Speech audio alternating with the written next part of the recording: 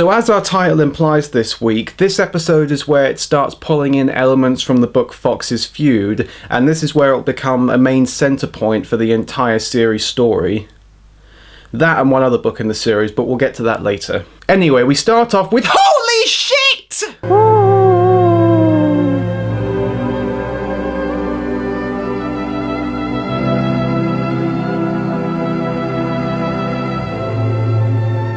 This is the work of Scarface.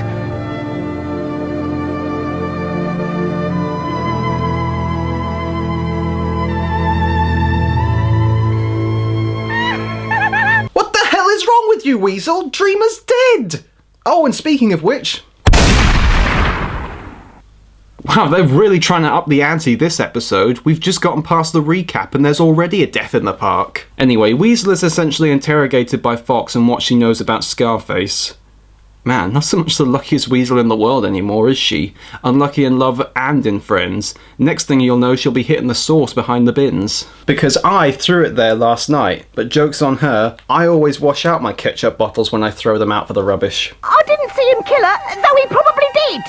Scarface? Now why should you think that?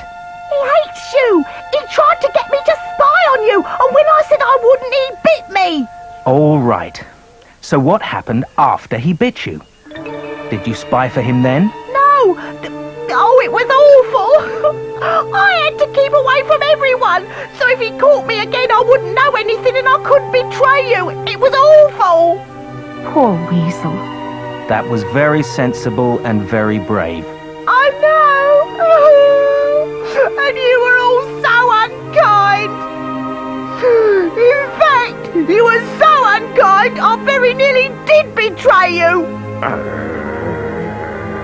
Oh! Know when to shut your mouth, Weasel. Just take a compliment when you get one. But yes, this is where Weasel comes out of her isolation phase in the series and tries to assist the animals again. Which will count for nothing next series, but we'll get into that next year. Now, despite the whodunit mystery being pretty obvious here, Fox decides to not pursue Scarface. And why, you may ask? Well, it's time you taught that Scar-faced fox a lesson, isn't it? We mustn't jump to conclusions, Bold. Quite right, Fox. I mean, there's plenty who could have killed her. Let's just have a look at the lineup here.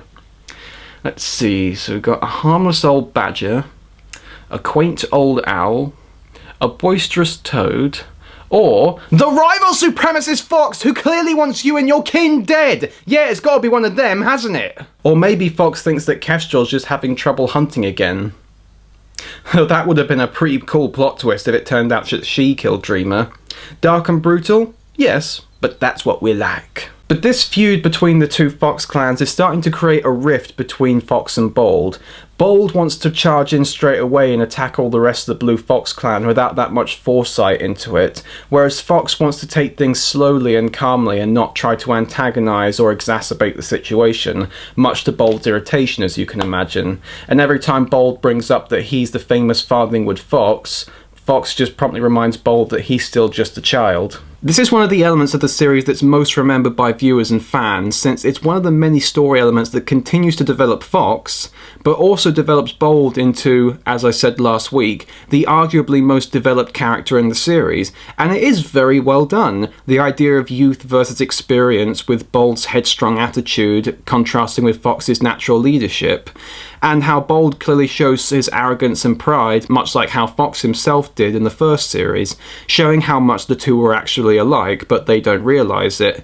But what I really love about this is that neither one are presented as either being completely right or wrong. Bold's nature of wanting to attack to protect his family is a commendable idea and a valiant attempt, and Fox's ideal of trying to maintain peace without violence and also keep his family safe the same way is much the same chagrin of that idea. And either one could work, but neither are guaranteed to, and their respective life experiences do reflect why they would choose this plan. Bold is young and impulsive, so would naturally go for the more extreme option, and Fox knows that further aggression would only lead to further bloodshed, so tries to avoid it. And what is great about both is that they will eventually resort to trying the plan of the other when their respective situations become too intense, but we'll see that in the later part of this series. This very dramatic and very adult-style storytelling has what's made this series go on a long way to become one of the most beloved by fans, myself included. However, one of the few things that draws it back is the fact that it doesn't allow itself to focus on this too much because there's so much stuff going on around it, which is a shame because this is a really good element of a Shakespearean-style storytelling with father against son, rivals against each other that drew all the two apart and together at the same time, and, well, one other Shakespearean quality that will come in later on. However, it does make us appreciate whenever we do come back to this situation. In fact, some of the later episodes will almost exclusively focus on either Fox or Bold at some point within the episode. However, we do have some nice interludes to help break up the tension between the two sometimes. Anyway, Bold walks off in a huff and the rest of the family goes back home, just leaving Dreamer's body there. Wouldn't they at least take her body somewhere more respectable or private? I don't know. Birds gotta eat too.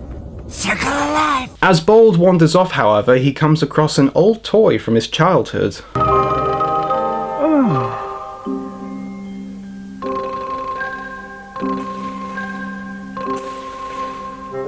Your face is familiar. Don't see why. I've never seen you before. You have the looks of the Farthing Wood fox. Well, I suppose I would. He is my father. I thought so. Aren't you the smarty pants? So cheeky. And your sister just dead. How did you know? I see all evil, hear all evil, and do all evil. What are you, the local constable or something? Who's your girlfriend? Oh, I think I heard my mating call. Stand up. I am standing. It's a killer. That's what I am. A trained killer. Oh, special forces. You know, when I was in the Corps, we used to eat you Green Beret pussies for breakfast. Where are you slipping off to? What business is it of yours? None at all. Only perhaps I should warn you. You are about to leave Farthing Land. That way lies Scarface's territory. Doesn't bother me. You should, or you'll be dead.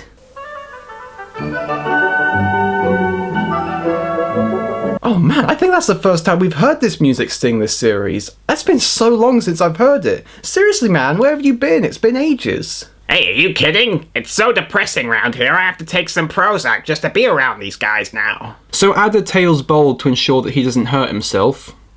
Though why is another mystery altogether, but maybe this is just one of her spontaneous noble moments again.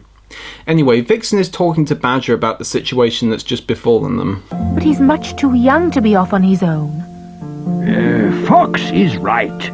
Bold must learn by his own mistakes. But after what happened to Dreamer...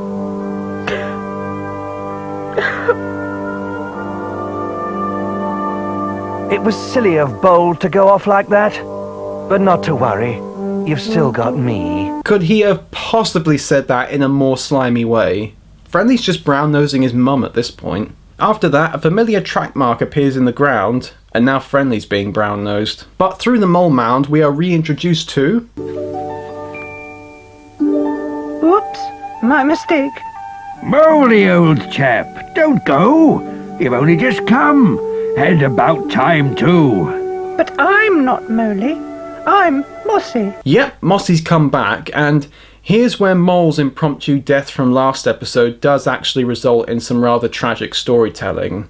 You see, Badger is naturally still trying to deny that Mole is actually dead, so he convinces himself that Mossy is actually the real Mole, and all the other animals go along with this, though Mossy himself is naturally reluctant to. Mossy, I know very well who you are, but you could make the old Badger so happy. Oh. Which is actually quite sad in that it actually reveals the importance of the relationship that the two had together. Though it probably would have been better if you actually developed that rather than just killing him off, but hey, I'm not the visionary who wrote that genius level of story and character development. Actually, this does allow for Badger's final bit of character development, and also begins Mossy's rather fitting element of the old passing the torch on to the young kind of thing. Plus, Mossy is, at this point, essentially the same as the old mole. Though again, why didn't you just keep Mole in the story if that was the case? Though his interaction with Badger does help bring his character out of that slump. Though even in these early stages, he's got a little bit more of an attitude than his dad. I am not Moley. Moley was my father, and that makes me his son. Stands to reason. There was I walking on, talking away to myself. While you were in no end of trouble. Oh, Mr. Smarty Pants, Mr. Big Shot now. What, shoveling dirt too good for you? Eating worms too good for you? Back to Bold, he's come across another major young fox of this story arc, Ranger. As you may remember, Ranger was born around about the same time as Bold, and Scarface felt that he wasn't much of a fighter. Though it seems that he's got something to prove to Scarface now. What's your name? My friends call me Ranger. I'm Bold. How? I can guess why they called you that, stranger. Oh yeah, and for some reason he sounds like Jonathan Ross. I don't know about you, but I find Hobbs rather sexy. I like a big mouth. In fact, I require a big mouth. Anyway, besides needing to get back to his Saturday night chat show, Ranger's got quite a few shadows looming over his shoulder. And when Bold, quite politely, though rather spontaneously, asks to be friends... You and me, we don't have to quarrel, do we? Just because our parents have quarrelled, we can still be friends. What do you say? Seriously, it was him who wanted to attack Scarface's family in the first place. Now he's suggesting that he wants to be friends with them? Oh, and guess who shows his ugly face? You're gonna regret trespassing on my land. You think you can take me? You need a fucking army you're gonna take me! You hear? Come on!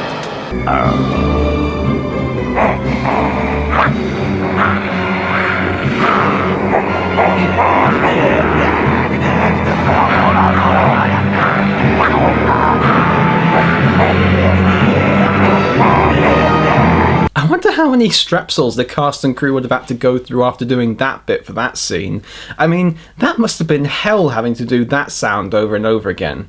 And I should know because I can do voices like this, and it's not very fun for my throat. So Adam manages to come across Hare, after seeing that Bold is pretty much royally screwed right now, and Hare goes off to let Fox know. Meanwhile, Weasel comes across Measley again, though this time they establish that they haven't seen each other in a very long time. And, well, what we expect to happen pretty much happens. Measley! Ooh, keep away from me. Am I glad to see you? Where have you been? Hiding. You don't love me anymore? Yes, I do. Only I love me better. Sounds like any relationship that Tom Cruise has been in. If you love me, you'd look after me when I'm in trouble. But I can't face trouble. I'm a weasel. It's my nature to run away from trouble whenever I see it. I'm puny, see? Take me or leave me. Shouldn't have said that, mate. I'll take you. I was afraid you'd say that. Told you. Though in trying to get Weasel to go away, Measley ends up inadvertently giving her a great idea. Oh, Measley, what am I gonna do? Don't ask me. I'm not the great white stag. You're brilliant. Come on.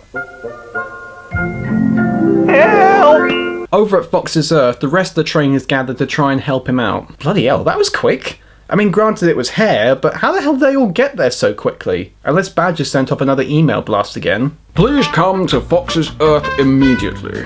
He's in deep shit again. However, Fox has decided to fight his battle alone. Very noble as always, Fox.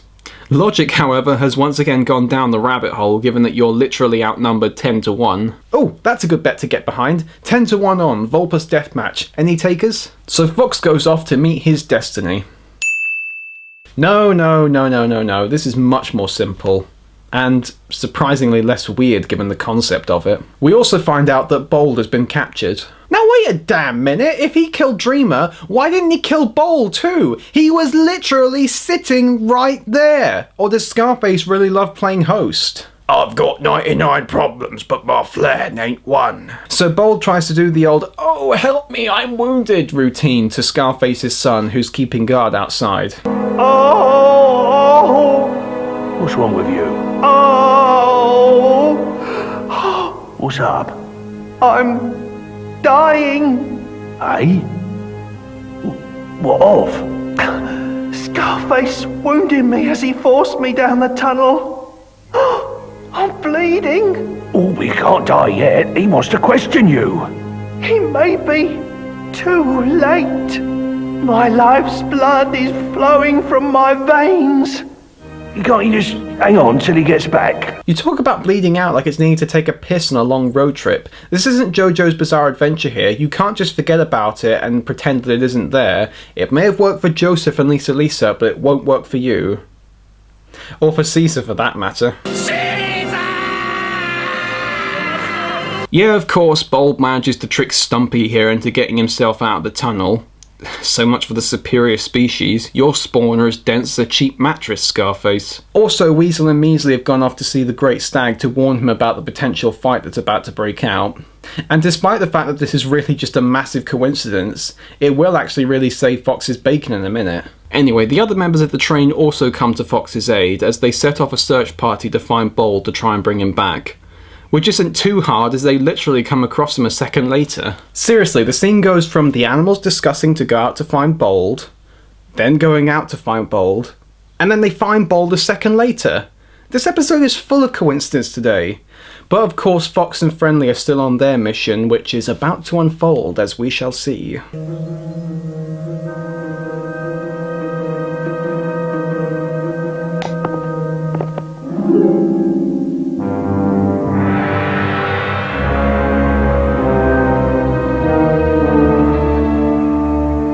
I've been waiting for this for a long time. Scarface there yet again trying to have some Lion King-esque moments.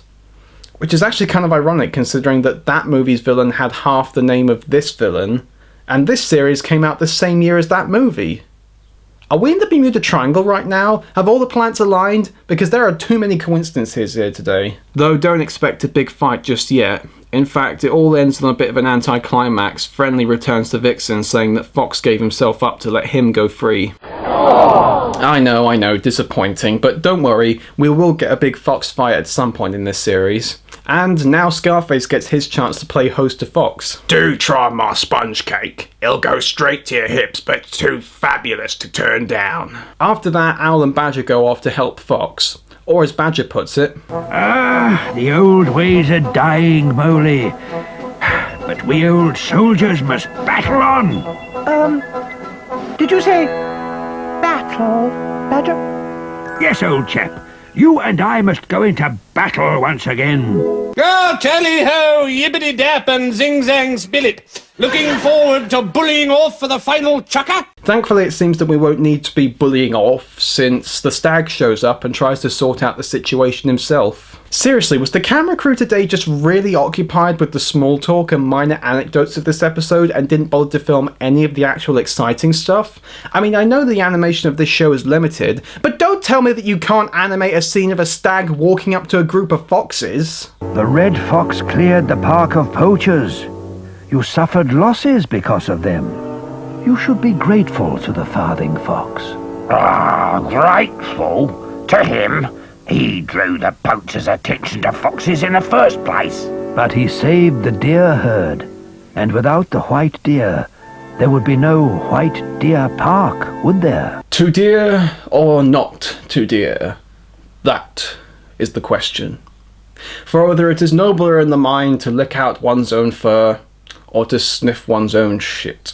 So the stag manages to resolve the situation, and Fox goes away completely unharmed as normal. You know, I know that there are action scenes to come, but it just gets tedious having to wait through all this boring politics just to get to them.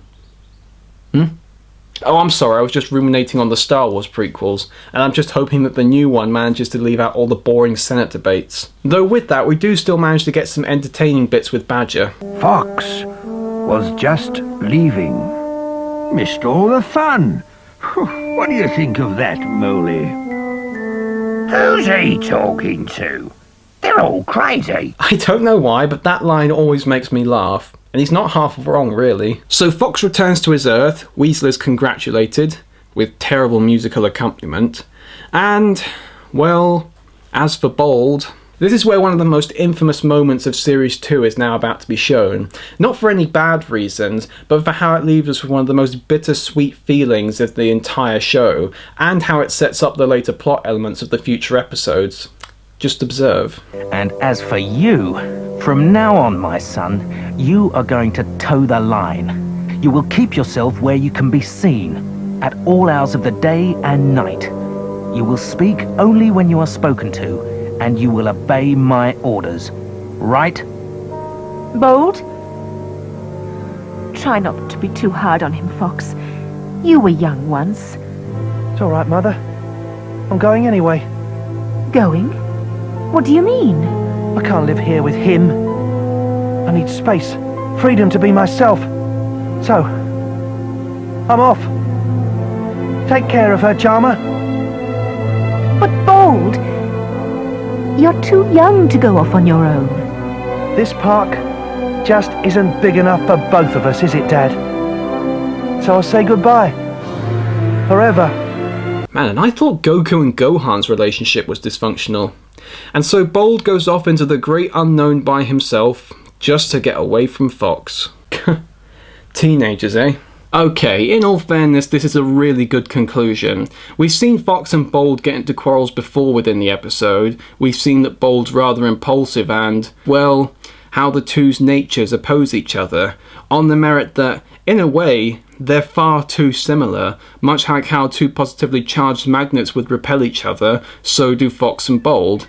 And being at his age, species, and just the situations he's in, it would make sense that Bold would want to go off and have his own space and be his own man, or Fox if you will. On the downside is that I feel it happens way too early. In the book, Bold went off at the end of the Feud storyline rather than halfway through, though this was done to integrate the Feud storyline with the novel The Fox Cub Bold, of which we'll see more in the next episode. So it would have been a bit better if the events that happened here happened a little later in the series, or if they just built up to it a little bit more, making it feel a bit too crammed in, though the effect of the emotion that it has on the story and the audience is still effective regardless. And with that, it comes to a very intriguing and legitimately unique ending to what is essentially a rather good episode. This episode is back to action and suspense of the ones that we saw in Winter, though the action motif was rather squandered and most of the really interesting stuff mostly happens off screen, which is where the half-hour runtime comes in. This may have benefited from being a full-on two-parter, which I know sounds bizarre from a show that is a very serialized show in general, but an hour-long special could have helped this episode out, since a lot of stuff happens a bit too fast, and those that we do see are a tad dull or just not very active. Not to say that they're bad in general, any of the scenes with Bold, Adder and Scarface are great as you'd expect, and even some of the scenes without them are okay too. It's just that it doesn't quite grasp you as much due to the constant cross-cutting. You don't really get the opportunity to get into one scene, since it cuts away before you can.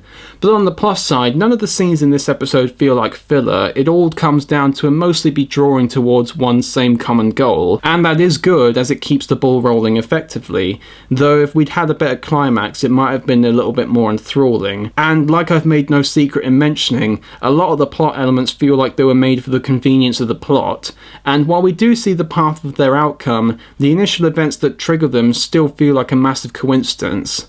So Weasel just happened to be around to find Measley to mention the Great Stag and so on? Felt a little bit far-fetched to me. Then again, this is a story about animals travelling across the land to reach a nature reserve and then getting into a Saxon-style feud within said reserve.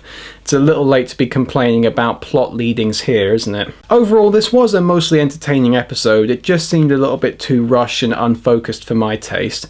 But next week, the episode we'll be getting into will take its time a little bit more, which is ironic given the fact that we'll be focusing on two major stories at once. So join me next episode where we'll be getting into the events of the story The Fox Cub Bold.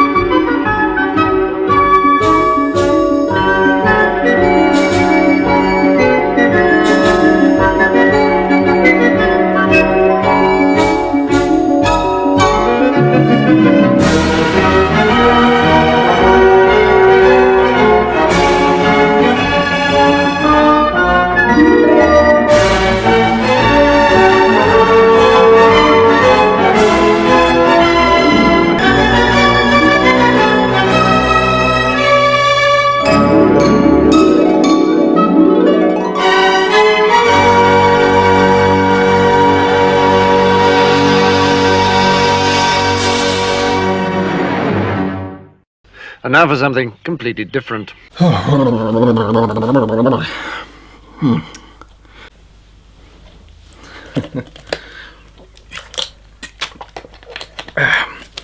a shame that I was so excited to wearing this shirt on this particular episode and you can't see that much of it. So, there's more. And I believe you can probably see all of it by now. And on the arms, hopefully you can read that. I know it's upside down, but can't help that.